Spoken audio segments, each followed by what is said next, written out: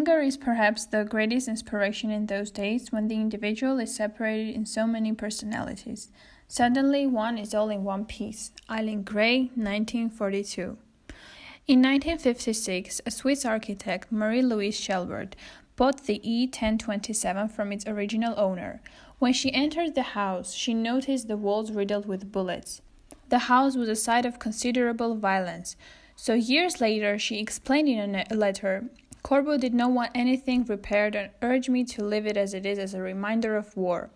So who is Corbeau and why did he want the house to preserve the bullet holes?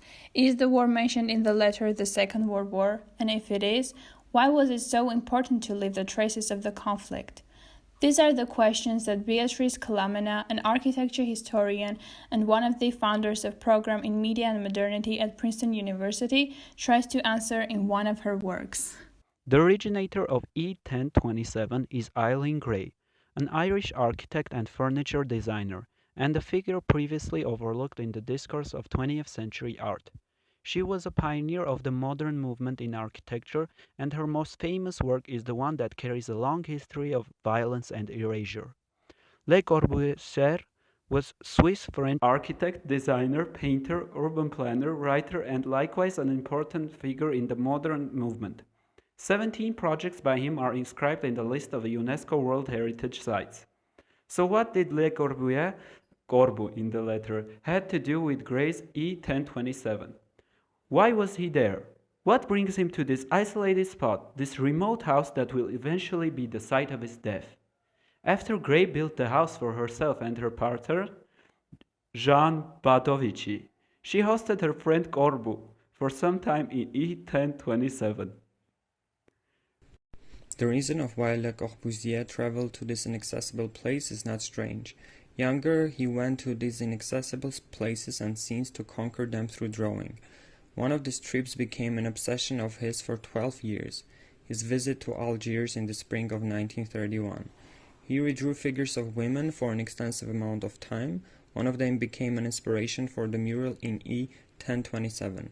Additionally, he built a shack house, a cabanon adjacent to the house. Because Gray was not made aware of this, these acts were shocking, something Peter Adam considered a rape. A fellow architect, a man she admired, had, without her consent, defaced her design. He also became very interested in Delacroix' famous painting, Femme d'Algiers. And he also produced a series of sketches of the outlines of the figures in this painting, somehow divested of their exotic clothing and the surrounding decor.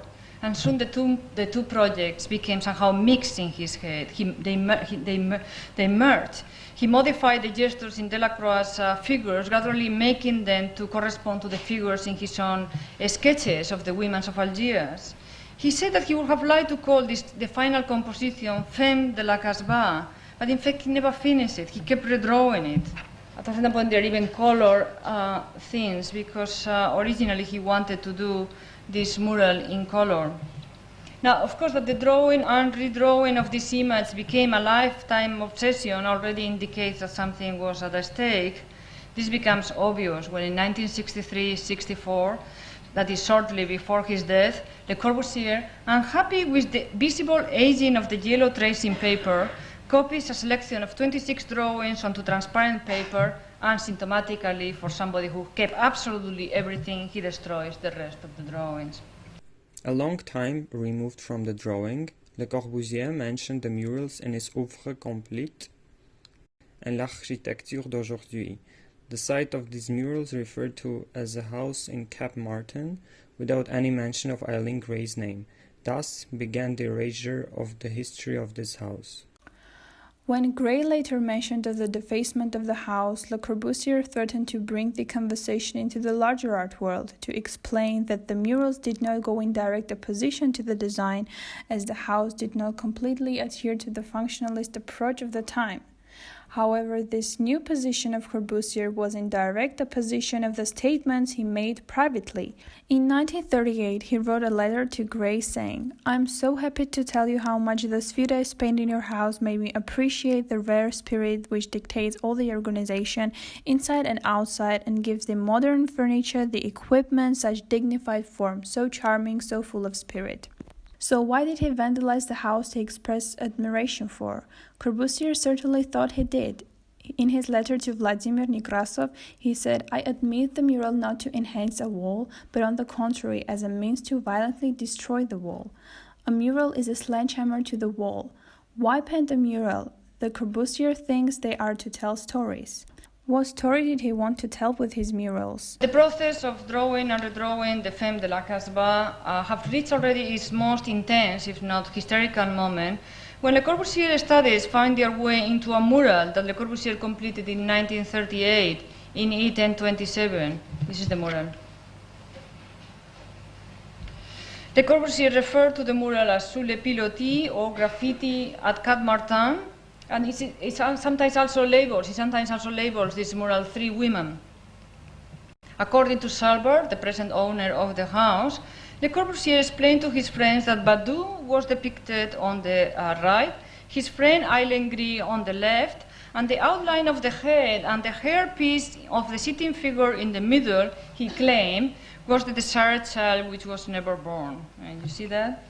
This figure is the desired child that was never born. Now, this absolutely extraordinary scene, a defacement of Gray's architecture, and perhaps even an effacement of her sexuality, since her short and often misunderstood relationship with Badovici notwithstanding, Gray was openly gay.